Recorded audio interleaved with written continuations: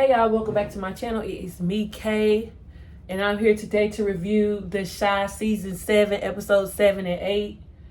So I'm just going to start out with the summary. It says, Jada is hit with bad news. Emmett surprises Keisha with an idea to help ease their stress. Lene makes some comforting connections as Alicia doubles down on her ground rules for who is allowed to be around Tiff. Okay, y'all, so basically, I feel like episode 7 was just like a filler episode, but I feel like it also was helping to set up like some upcoming plots. I really feel like the table began to shake and was thrown in the wood chipper on episode 8. But in the beginning, we are basically hit with Jada and Darnell. They're partaking in some trees. And so Jada tells Darnell that she has to stop because she has to go to her appointment. And then next thing you know, we pan to the appointment, and the doctor is telling Jada basically that her life is over. She got 3 days to live, and her cancer then came back, and it's in her pancreas. It has metastasized. And I'm just like, well, ma'am, you didn't even show her no chart. You ain't you ain't told her what kind of cancer it was, if it's still her breast cancer, did it spread to other parts of her body?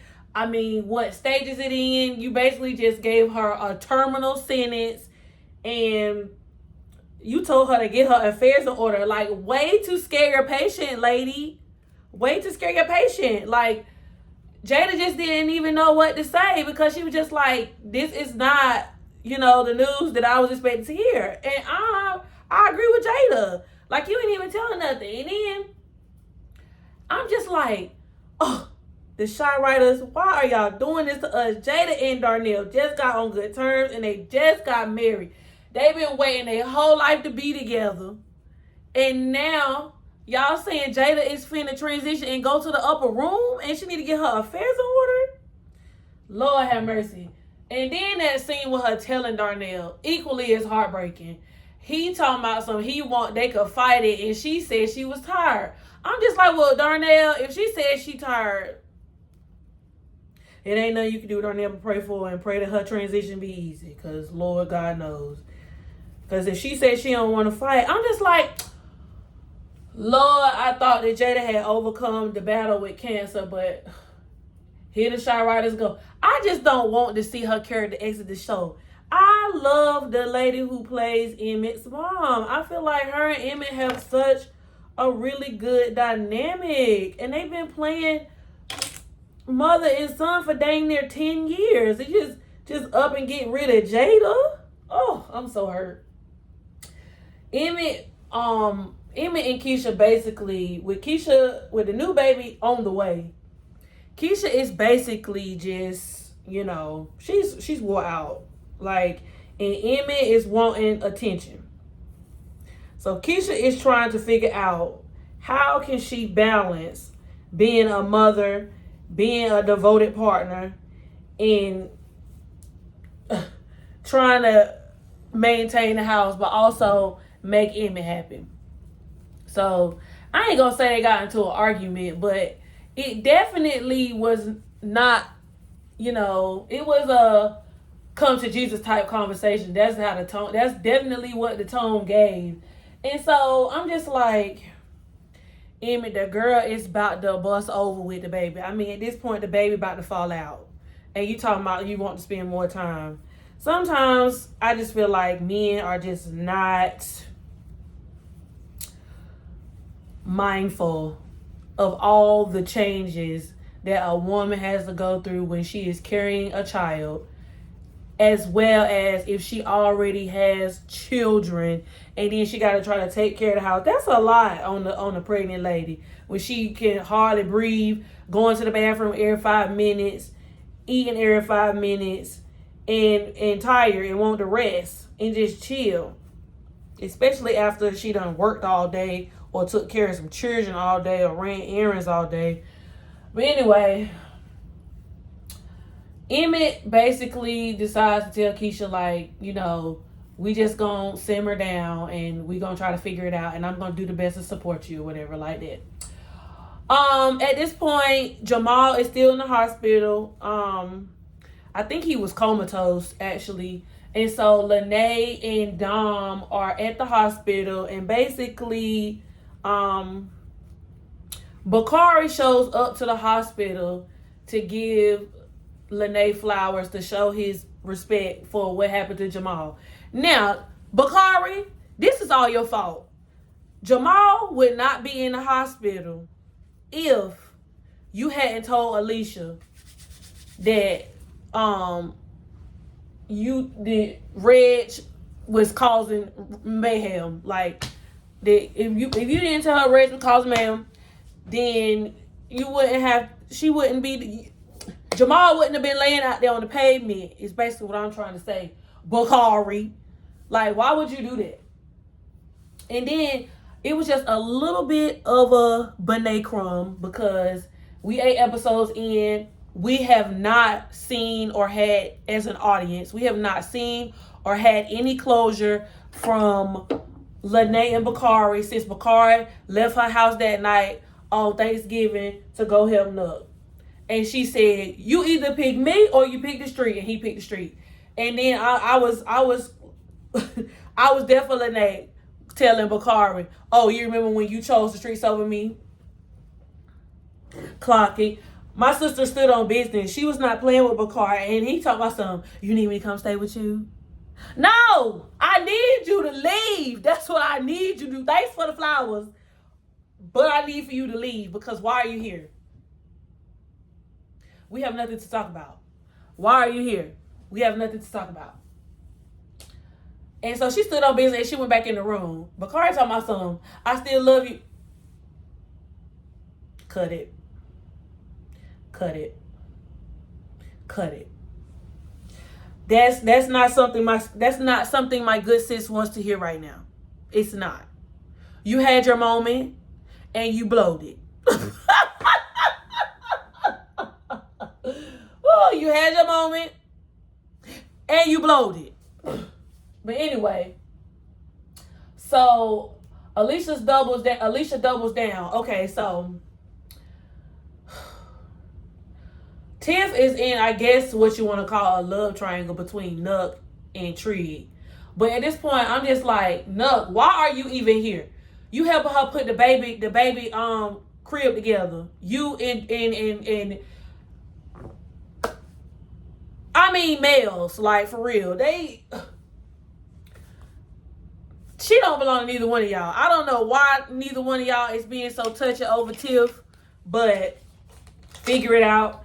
And so basically, with everything going on in the streets, Alicia is like, she ain't warning Tiff, but she just keeps telling Tiff, like, you need to be careful of who you have in the house. I'm just like, girl, Nuck took out your baby daddy, and this man is in here putting together raw baby crib. The nerve, the gall, the audacity. Nuck, are you serious? Are you serious? And I just think it's so manipulative how he's really in here trying to swoon in and be stepdaddy to Rob baby. Nuck, are you serious? Are you serious? And I just really feel like Alicia knows, or she has an inkling that Nuck did it, but she just can't prove that Nuck did it. So basically, Alicia ends up telling Tiff that Trig is welcome in the house. Nuck is not. You know what? I'm not even mad at Trig and Tiff. I just really wish that they would have found somebody else for Tiff to date. They could have had her date Dante for all I care. Like, even though Dante is dating somebody else currently on the show, like, they could have had her get back with Dante or something, because Trig is too close for like, Trig is a nice guy, yes, but he cool with Emmett. That's just, it's too messy. It's too messy. And then Nuck is Keisha baby daddy. and Emmett is playing stepdaddy to Nuck's son. Like, it's like Alicia said last season. There's ghetto. What in the ghetto is going on? Like, what? It's really too much for real. Also, if I'm not mistaken, this is the episode where Darnell had his party, where they had the throwback party. And I think Darnell and Jada was dressed up as Bobby and Whitney. I'm pretty sure it was Bobby and Whitney. And then I think Keisha and Emmett had on like this 2000s outfit. Very cute party. I love when they have scenes like this because they gather the whole cast together and it looked like a time be had on set for real. But it was just sad because like Darnell is having his party and then Jada told him that she's dying.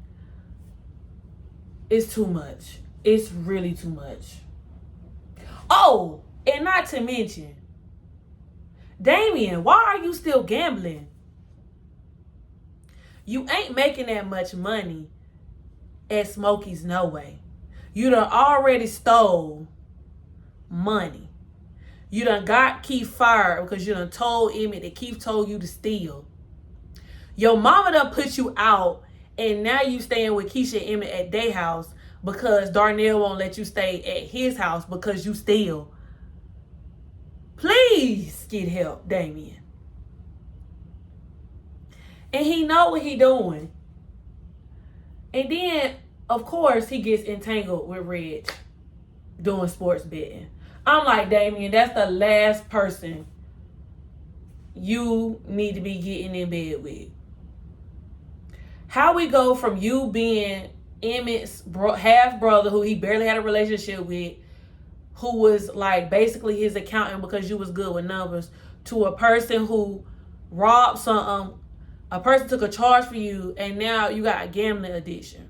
I just did not see this coming or unfolding like this when Emmett met him. I'm just like, Darnell gonna have to pay the money back. Darnell's gonna have to pay the money back. Okay, which segues me into episode 8, A Bet is a Bet. Oh, I forgot to mention, before we go into episode 8, Detective Toussaint is up and through the Chicago streets. She basically is reaching out to Nook. Well, the judge told her that if she could bring Reg, well, let me go back a little bit. Alicia told the judge that she want Reg off the street because she think Reg is a dangerous person. Because I don't think I can say that word on YouTube. Reg is a dangerous person. So, after Alicia tells the judge that, the judge goes to Toussaint and say, oh, well, if you can bring me this person, Reg, alive, then I will cut a deal for your son to get out. Everybody in Chicago is dirty, bro. Okay, let me not say it like that. The police, the law, and all of that goings on, it looks very dirty. Like, it's giving a very dirty game. Because just like, she even said, Detective Toussaint even said something along the lines to Nuck in the next episode. Cops and robbers go together. Excuse me? Meanwhile, Pastor Zeke is still being trifling. I'm so over Pastor Zeke for real. Honestly, I ain't gonna hold you. I think something gonna happen to him before the season over with. Like, I feel like he playing the fence because he doing stuff for Alicia. He trying to, have something going on with Nuck. I feel like this gonna come back to bite him. One of them two gonna get him. I don't know which one it is, but one of them two gonna get him. Going back to episode 8 now.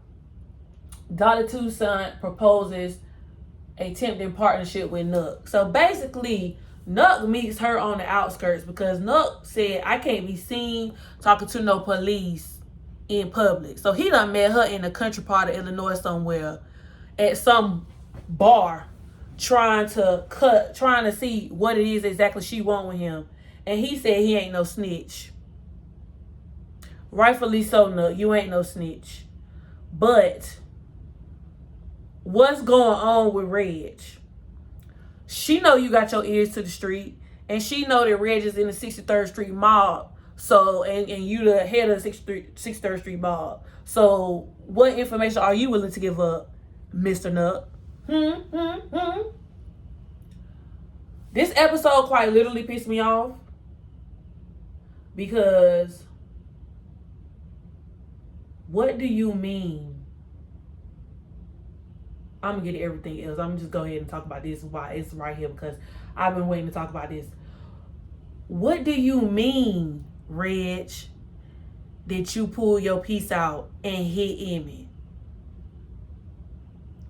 Reg, do you know what you just did? That's going back to when Emmett told Duda last season that if Duda tried to do anything to him, he wouldn't last long because he is beloved. Do you know everybody in that hood loved Emmett? And once they found out Emmett sustained an injury from you via your tool, what's going to happen to you? And it's the fact that, first of all, Emmett was eating Reg up. That's so lame of Reg. You couldn't have fist fought him back. Anyway, so then, you know what? I just never saw it for Reg. I just never saw it for Reg from the time he was raising Jake. I was like, absolutely not. Get him away from me. Get him away from me. Cause what is you saying for real? What are you doing? And you really thought that you was about to beat Emmett brother up? Now I ain't gonna mind. Everybody was mad at Emmett for going over there. But I could see why Emmett went over there. And then he had a little bit of liquid courage going on. So his judgment was distorted. But Keisha is going to be pissed. Tiff is going to be pissed. Nuck is going to be pissed. Darnell is going to be pissed. Why would you do this to Jada at this current present time in Jada's life? She going through enough. Damien is going to feel terrible because he done went over there. Damien came back to the house bleeding for his life. Like, bro. And then it's the fact that, like, Reg, it all happened so fast. Reg couldn't even believe he did it. I hope Reg called her because currently Emmett is still laying in the floor bleeding. We don't know what happened to him. But I hope you called a paramedic, Reg. Don't let him almost slide the glory on your behalf because it was your fault. Anywho, so Darnell don't trust Damien. So Darnell takes Damien to not an AA meeting, but you know the addiction people meeting. I see Damien looking at Karuchi character, and I'm just like, Lord, this is giving Carlton and that girl at rehab all over again. Please, I still have not even gotten over that.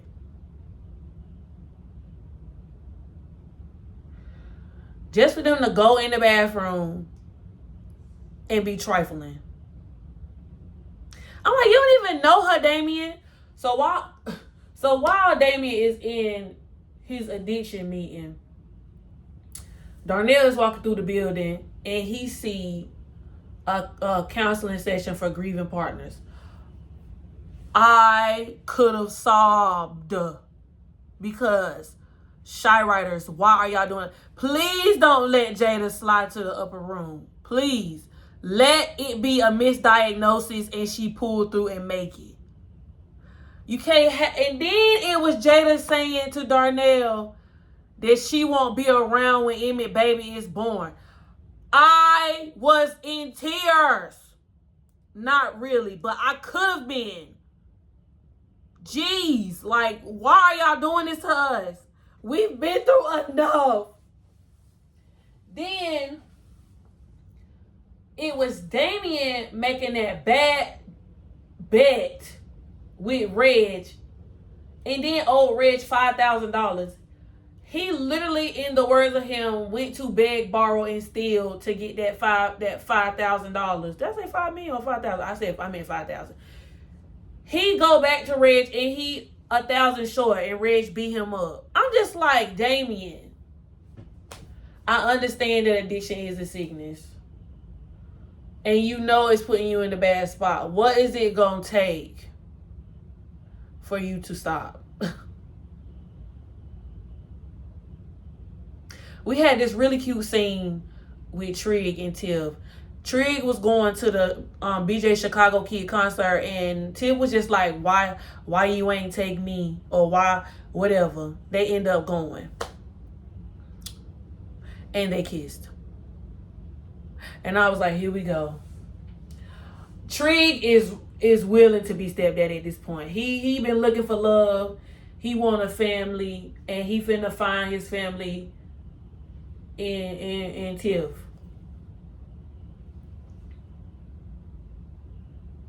Oh my God, bro. I just thought about something. Trig is gonna be so pissed at Reg when he find out that Reg Emmett. Oh my God. Oh my God. Reg, please. Please. Oh my God. He's gonna be so upset. But anyway. So Tiff and Trig kissed. And so because Trig was like, Emmett is my homeboy. Or he had a conversation with Rashad, I think. And he was like, since that's my homeboy, I gotta go have a conversation with him about. And so then Trig went to Emmett house and was telling him about, the time he spent with Tiff, and he was just like, he don't want stuff to be awkward when he around more. And like, Emmett was seriously joking, but like, Emmett did not take well to that information. I'm not gonna say that Emmett still got feelings for Tiff, but there are some residual things going on. Because I feel like he was all right with Tiff being with Rob. I never saw, because at one point he was like, okay, well, Tiff ain't never considered me, so I'm gonna go ahead and move on and be with Keisha. But then I guess I don't know if he thought Rob was gonna be around long, or if he thought Rob was just a fling. But then things changed when Tiff got pregnant. And so I'm like, Nug got residual feelings for Keisha. Emmett got these residual feelings for Tiff. Nug got feelings for Tiff. Emmett asked, I thought Nug was around. I thought Nug was liking Tiff. I mean, the lines are blurred. The lines are getting blurred. I don't know. The lines are getting blurred. So,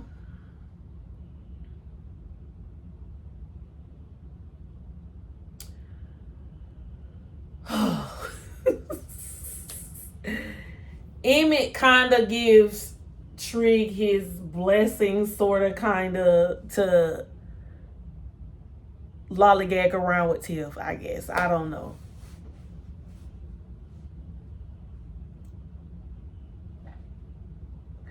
Oh, Damien goes to,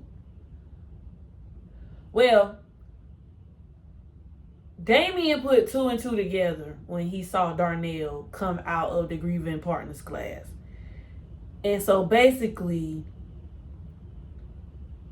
Damien asked Darnell, why was he coming out of the grieving partners class?